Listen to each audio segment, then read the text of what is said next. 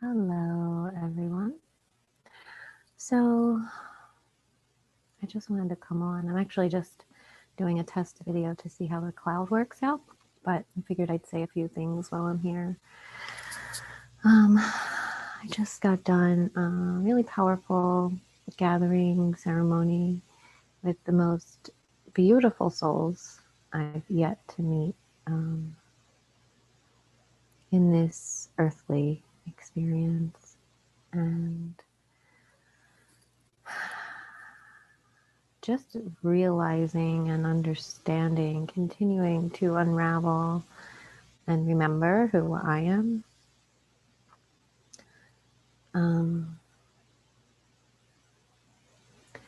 And just like processing how, sorry, there's such a bad reflection. Processing how deeply that I feel. I find that when I'm in these spaces, I almost have no thought because the feeling just overwhelms me. And, my mind wants to sift through that and figure out what it is. What am I actually feeling? Because it's so intense that all I can do is really just cry. I mean, when you think about crying, you think about maybe sadness, or some people cry out of joy and happiness, or just overwhelmment. And I feel like it's a combination of all of that. And also understanding how deeply I feel into other people and feel not just their own energy, but the spirits that are with them as well. So an experience like that for me can be a very intense experience. And I just had one last weekend. It took me all week to integrate that one. That one was really powerful. And last week was really the first time gathering in a community like that. Where it was all really super tapped in, hearts open, vulnerable, super connected women. I've connected with other groups before, but there's different energies. And these energies I find are, they're so beautiful. Yeah, just thinking about it, like it's just such a safe space to experience the fullness of your being. Because, in our everyday realities, like, we're not safe to do that. Especially when you're trying to, in a way, blend with for lack of a better word, the 3D reality that we live in. And I think that's our purpose here too, is to anchor these energies into the 3D.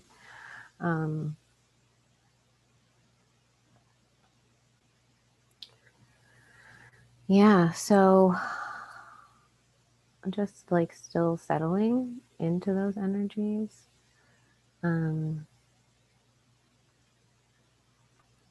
I was called into these experiences for this reason, to really deepen my spiritual experience and understanding of myself. And I feel that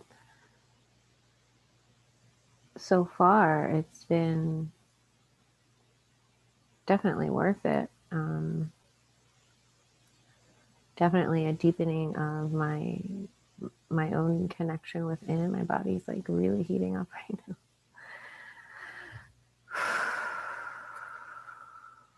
Yeah, and understanding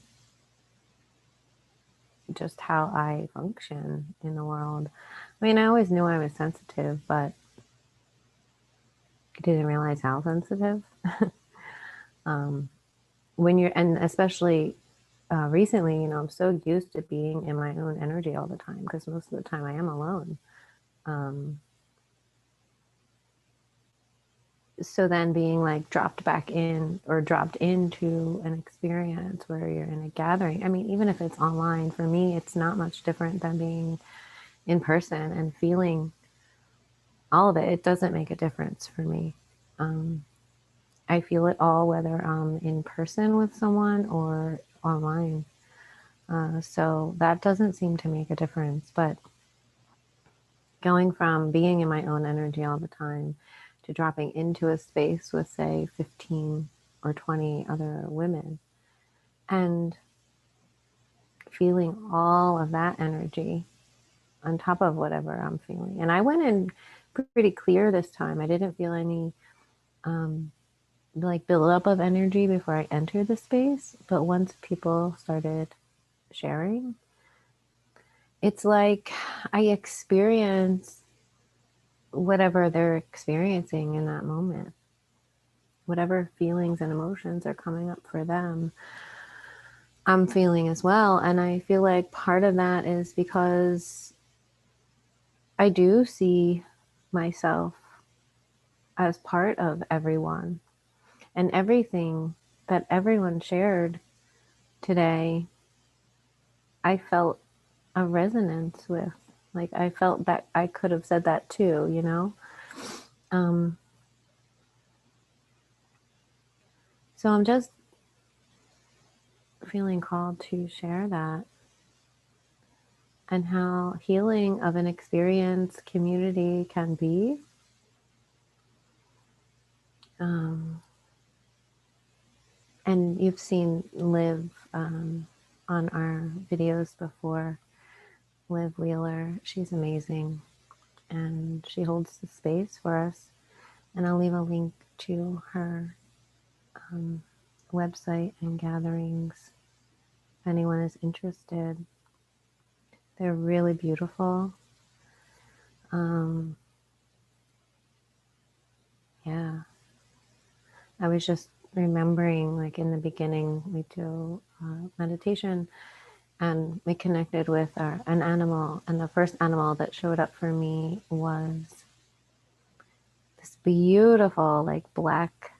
I don't know if it was a panther or a jaguar. It was a cat. It was just this huge, beautiful black cat with bright green eyes. And he was just like circling around me, like as a protector. Yeah. And yeah, just being in that space, I just feel like I'm just like riding the waves, you know, and it doesn't seem to matter because I always do set up energetic boundaries before going in because I do recognize how sensitive I am and how easy it is for me to take on other people's energies that aren't mine. So even with setting up energetic boundaries and protection, I still feel everything. Um, and it, you know, my old self would feel,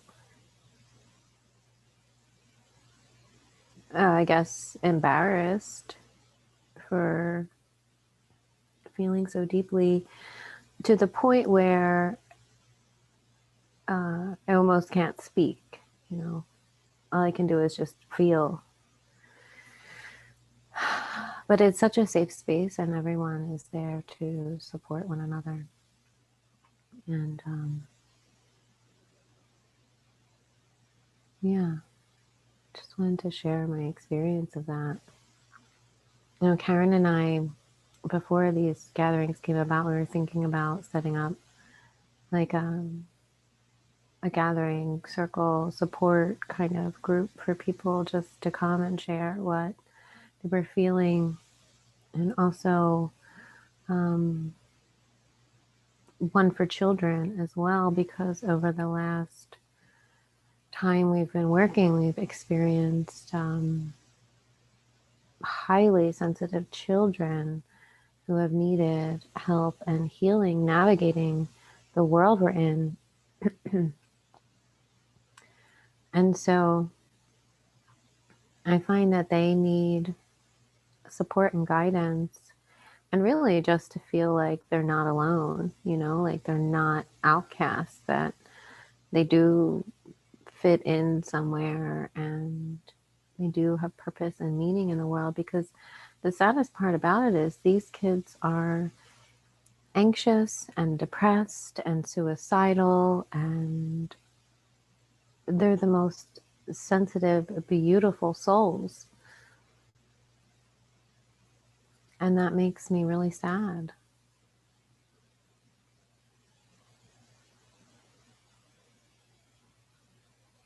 Ah,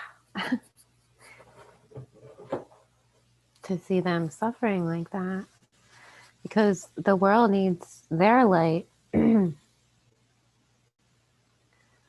They're gonna be the future, and we need them, and we need them strong, and we need them to recognize their power and how gifted and talented they are in their sensitivity. And I want them to start to come to that understanding, before they're in their 20s, 30s, or 40s, or 50s even. Like, I didn't even start awakening until my mid 30s. And by that time, I had already, really lost myself. And I don't want them to have to experience that. I mean, yeah, everyone comes and has their own journey, but I feel like with the proper support and guidance, that we didn't have growing up, or at least I didn't have, in understanding who we are, remembering who we are. Even just basic tools about energy and how to use their light to protect themselves. I mean, some of these kids are experiencing dark forces um, and spirit, and not having boundaries with them, and not knowing what to do with these spirits that are, showing up in their rooms at nighttime. It can be really frightening for children. And then the parents don't know what to do either, because they weren't believed as children. They weren't supported, so they don't know how to help. So we do want to create something soon to be able to assist them, even just a space to hang out, and know that they're not alone, and that we do understand what's happening with them, because they feel so lonely and isolated in their physical reality. Yeah. So I'm just like realizing, not just realizing, but deepening my understanding of my own sensitivity, and how, in understanding my own sensitivity, I can be helpful to others, to even adults or children, in how to use that sensitivity as a powerful trait and not a weakness, because it's never a weakness, right? And spirit is just heard from them was the meek will inherit the earth. And that's true. Like, if we are moving into the golden age, the age of Aquarius, the water bearer, then it will be the sensitive ones that lead the way. And sensitivity doesn't mean doormat, you know. Sensitivity can be powerful. It's that divine feminine fierceness. Yeah, that is anchoring in now. And you see so many people standing up, and people that wouldn't necessarily do it unless they felt called. And thinking about the age of Aquarius too, I'm just realizing recently, I was, ever since the beginning of 2021, every single session at some point has mentioned water, every single one. And I was reflecting on that the other day, and I'm like, why is water coming up so strongly? And I was like, oh yeah, age of Aquarius. Like, of course. It makes sense, right? But it like took that long to click. um yeah, water has shown up, whether it's like reconnecting with underground cities as mermaids, or just studying the ocean or the consciousness of water and how that can assist us in our lives. So I feel like that element of water is coming in really strongly, even in a session last week where the client was experiencing her heart wall as like a burning fire, feeling that intensity. And in my mind, I asked Spirit to bring in the water to soothe that. And just like a few seconds later, she was saying that the water was coming in. So I thought that was really cool that I hadn't even said it out loud. And they had answered that request. So yeah, just deepening my own connection with spirit so that I can more deeply step into my soul's calling and assisting others in understanding who they are, remembering who they are as well.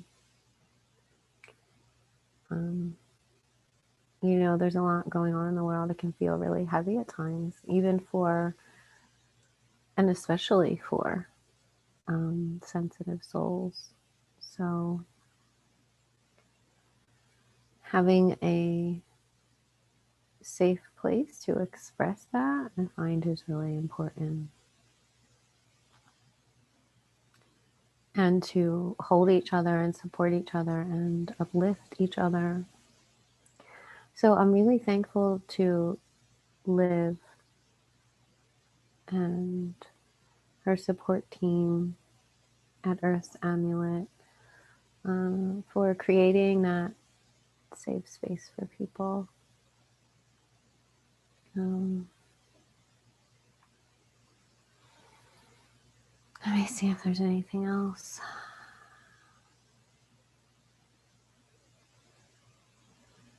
Yeah, so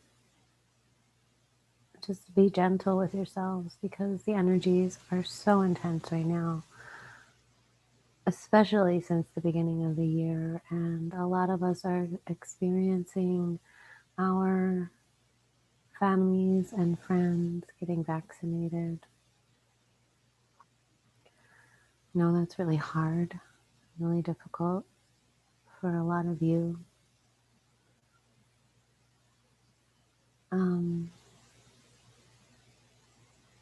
But we have to respect their choices, right? It's their body, it's their choice. And, you know, sometimes there are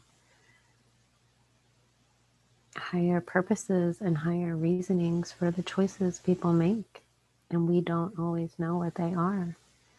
A lot of elders, souls, are choosing now to accelerate the process of transitioning,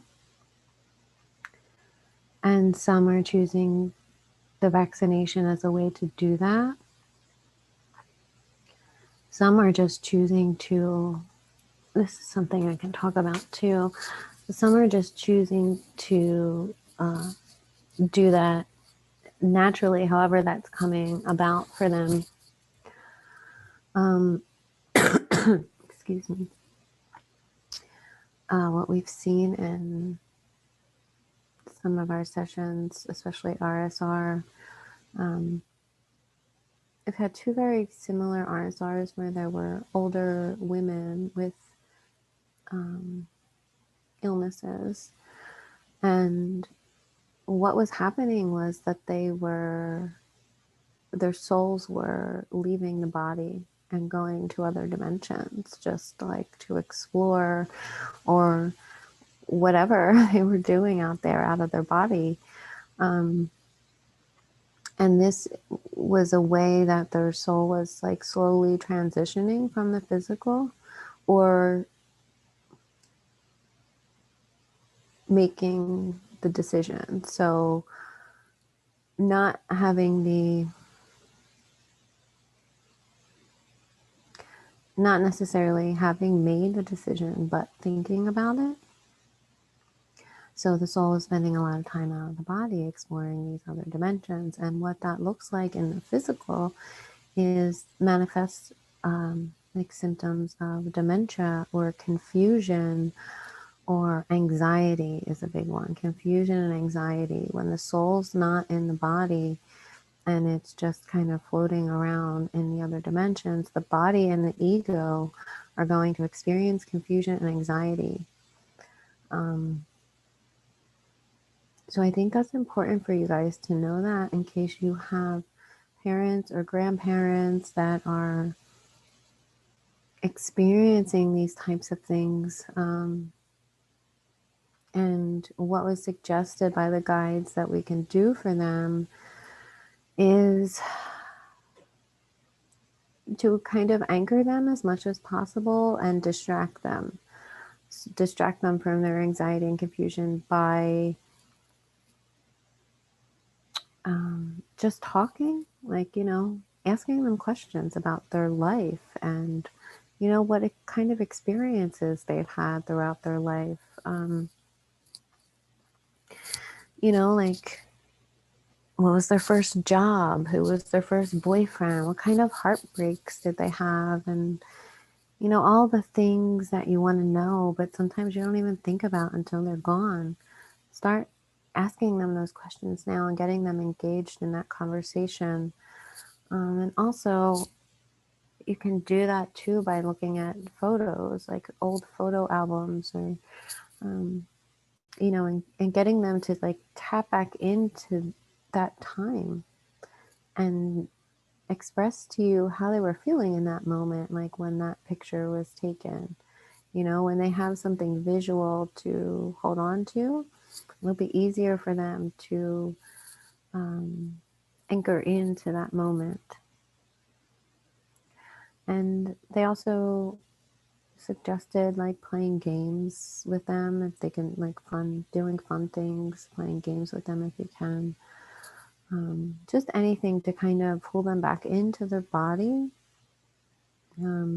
Because the more the soul is out of the body, the more the body is going to deteriorate.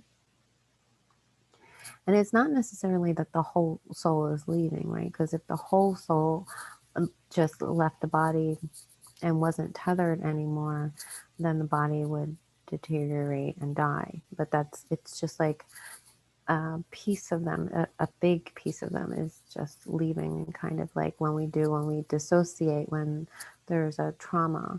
So the body is experiencing trauma, so the soul pops out and kind of watches from above. That's kind of what they're doing.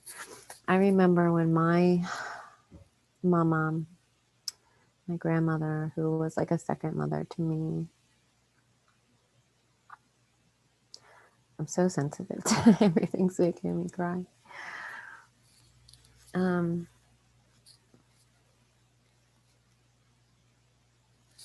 When she was, so I'll tell you the story of what happened to her.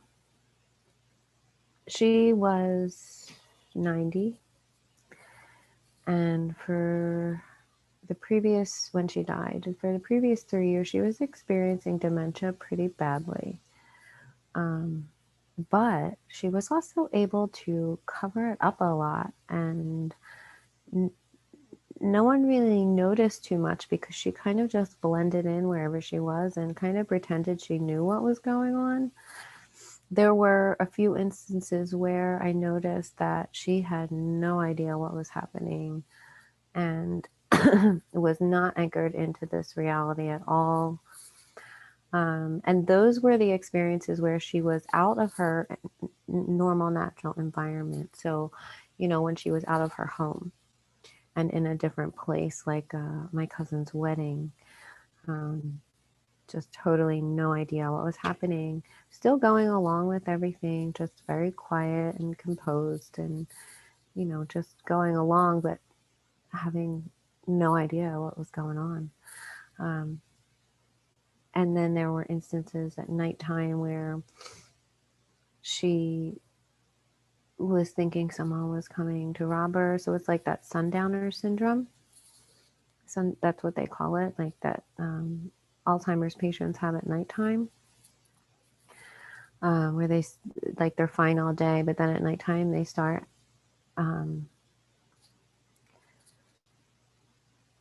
getting really like paranoid and restless. And I think there's a spiritual component to that. I'm not exactly sure what it is yet. I just thought about that now. But it's like that lack of light is what causes that confusion. But anyway, where was I going with this? So she had dementia. She was pretty healthy otherwise. She had a tiny issue with her blood pressure, but was, other than the dementia, her body was pretty healthy. She was still able to walk and talk and, take care of herself for the most part. My aunt did a lot of work in taking care of her there in the end. But what happened was she fell one day and she broke her hip and had to go into the hospital and have hip surgery. And she was having a difficult time recovering, as most elders do. This is a story you hear time and time again. They break their hip, they go in, they have to have surgery, and then they're never the same. And that's what happened to her. Being out of their environment is very traumatic for an elder soul with Alzheimer's or dementia. And so it was only, I think, a week later that she died. And by this time, she was in like a nursing home kind of place to recover and do therapy. And then she was supposed to go home. But while she was there, and while she was in the hospital too, after her surgery, she was seeing people that died. She was seeing dead people. She was seeing my mom, my dad. She was seeing her little dog, Mimi, running around the room that had passed away. She was seeing like people from the old trailer park down at the beach. What was it? Norma and Bill and Norma, Bill and Norma from the trailer park. And she was telling stories about how Bill used to cheat on Norma with Kitty. And yeah, and I remember it was December 22nd. It was my mom's birthday. And my mom had died a few years before. And she saw my mom that day in the hospital room. And I was like, yeah, of course she would be here. It's her birthday, right? And so all of us obviously knew that she wasn't hallucinating. She was seeing dead people. And deep down, we knew that it wasn't going to be long for her. And this is very common with people who are transitioning to the other side. They start, loved ones start to come to cross them over. Deep down, we all knew. I definitely knew that it wasn't going to be long. The state of confusion and anxiety she was experiencing, and I remember her eyes were just like, I remember her looking around and just saying like, what is going on? I don't understand. I don't understand what is going on. She was so anxious and confused. And, we kind of just kept saying the same things like, you broke your hip, you're just here to get better, you're going to go home soon. And that wasn't a lie. She was going to go home soon. Um, so her last day here was Christmas Day, and my husband and I went to see her in the nursing home, and we spent the whole day with her. And while my aunt and uncle and cousins like went to do their family thing, Bill and I stayed there with her, and I just knew. I knew when I tucked her in that night that I was never going to see her again, because she said to me, right as we were tucking her in, she closed her eyes and said, "I'm so happy to be home."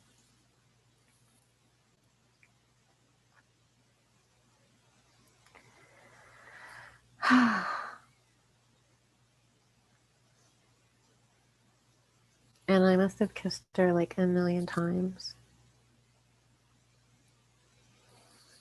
and told her how much I loved her. And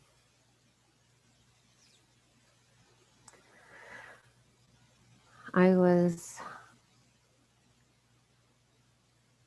sealing into my memory what her skin felt like, and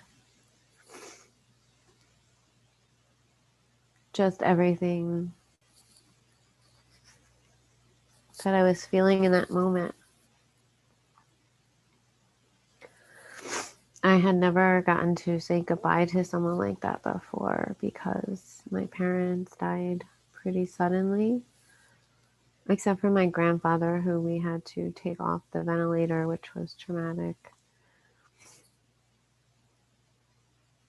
But to know, like, when I left her that night, that I would never see her again, in the physical.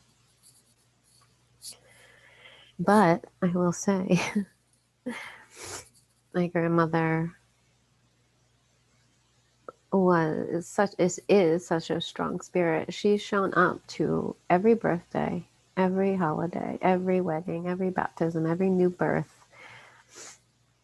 She has shown up to each one of those occasions since her death as a cardinal, whether it was like sitting on a windowsill or right next to the house on a tree, or I saw it like driving to the place. Like, she has shown up to at least one of our family members on every special occasion. Her presence is very strong. And my point of telling you this story is to say that I wish I would have known what I know now.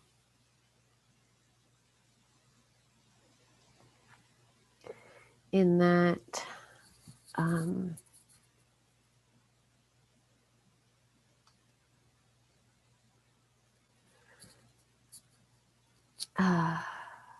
well, number one, I could have done a clearing on her if she had any negative energies that were affecting her field. Number two, I think that I would have been able to comfort her in some way. There's a cardinal singing right now.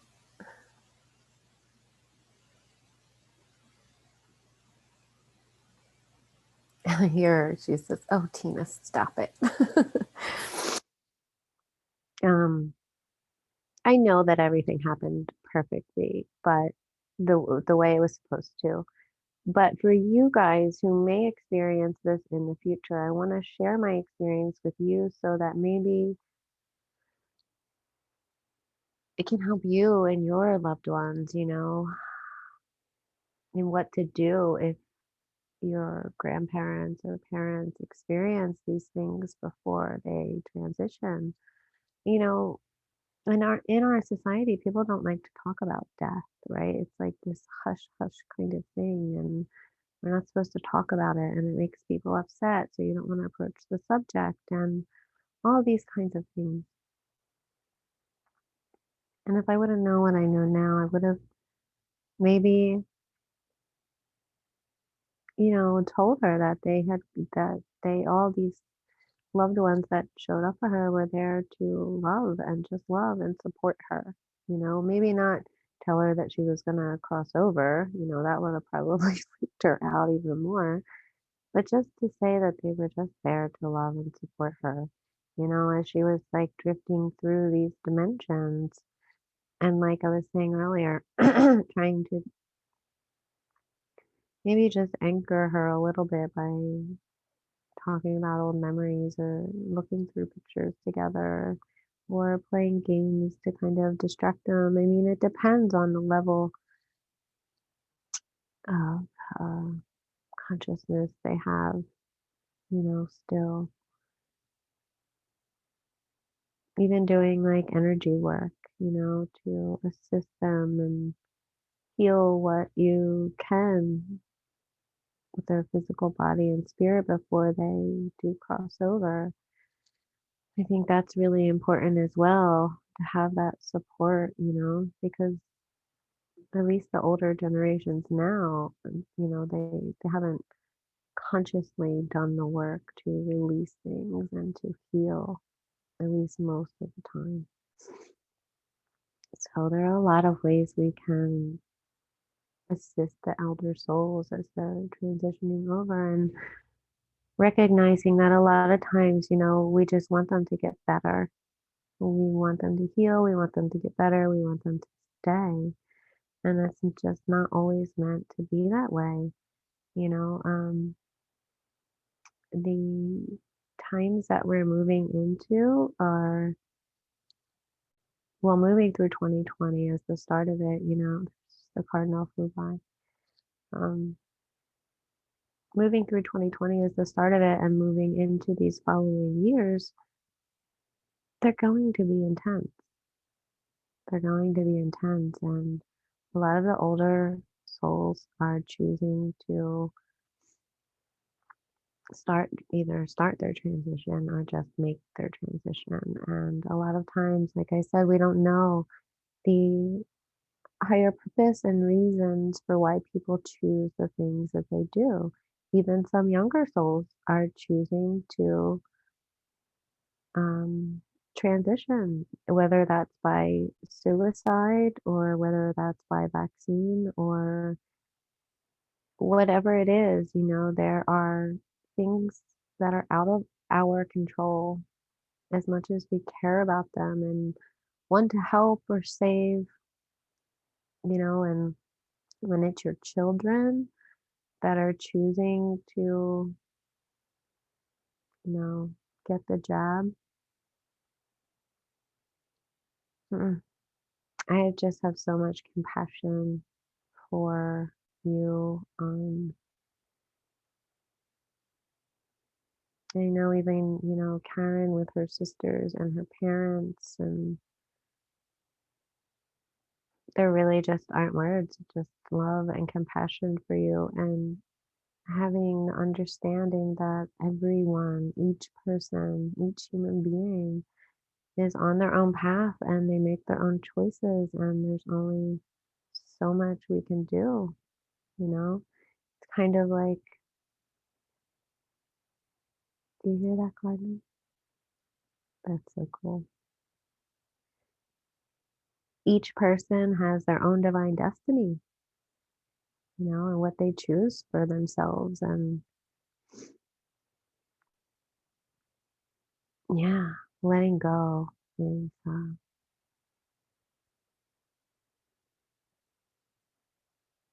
be really difficult sometimes,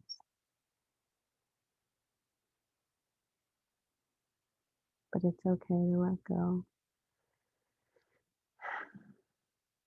And we can't approach the vaccination thing with, I don't even want to call it that because it's really not even that. It's just an experimental injection. Uh, we we gotta kind of shift our focus. If our loved ones are receiving this, or even our fellow humans, if we have to kind of shift our focus somehow from it being like the worst thing ever to maybe, changing the intention behind it and saying, like, no, that's not going to happen to my family. I'm going to hold the intention that this injection will be for their highest good, will inject them and upgrade their DNA instead of altering it, maybe upgrade their DNA or um, somehow, in a way, make them more healthy, or just even visualizing like light weaving like throughout their body and into their cells, like imagining the injection of injection full of light, or even just having the intention of doing no harm, you know. But yeah, I mean, there's only that, and that is powerful. Our intention and visualization is powerful, but ultimately, it's up to each and every person. So I totally have so much love and compassion for everyone who is struggling with that right now.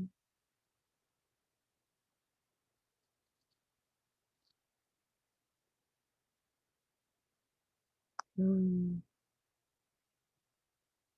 I think that's all. Thanks for listening, and just be gentle with yourselves. Today's a new moon.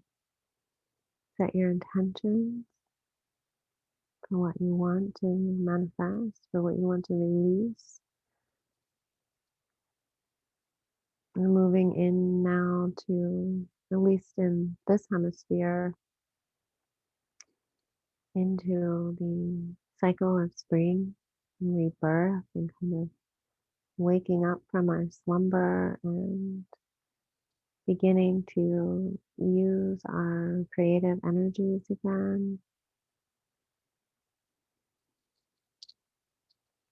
And that was another beautiful part of our ceremony today, was each of us getting to speak into being and visualize what we want, and of course, like, through all of my tears, I managed to get out a few words. I have to laugh at myself. Oh God. um, but mine was for freedom. Freedom. Ultimately, freedom is everything. Freedom in every way. Freedom of thought, freedom of expression, freedom to travel, freedom to be, to express, just to be free, even financially free, like, to be abundant financially is to be free. That everything ultimately leads back to freedom and sovereignty. And yeah, you can always be free and sovereign from within, but it's even more beautiful when that can be expressed in your outer reality. Um, so that was my vision: freedom, truth, abundance for everyone, open borders, and freedom to travel, and, you know, physical union with my beloved, who I can't even see right now. So visualizing all of that into being. Yeah. And you all can each do that on your own. You can visualize what you want and call it into being, and do it for a week straight, or 10 days, or 11 days, or 30 days. Hold that vision and feed that energy into it. The more you feed the energy into it, the more likely it is to come into fruition. Of course, letting go of all the hows, right? Like, how is this supposed to happen? And we don't need to know the how because spirit will take care of that. Like it's already, once you create that vision of what you want and put your intention into it, spirit is already working, spinning the wheels of getting that into motion. And, you know, there's the human mind, human brain can't even begin to reconcile how that's possible. Like I never thought it was possible to be where I am right now, but here I am, and I'm so grateful for my journey and my healing, like to be able to heal from chronic illness, which I want to talk about more. I really want to share more about healing from chronic physical illness because there are so many people who are experiencing that right now, and we can heal ourselves. I'm proof.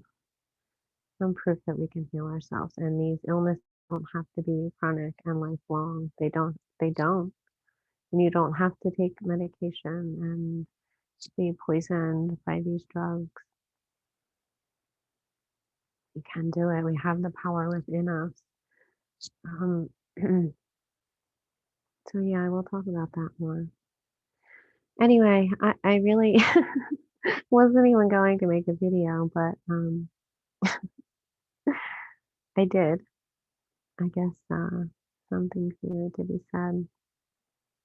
So if you are still here, thank you. I'm so grateful for your presence, and I'm sending you so much love and gratitude for choosing to be here at this time.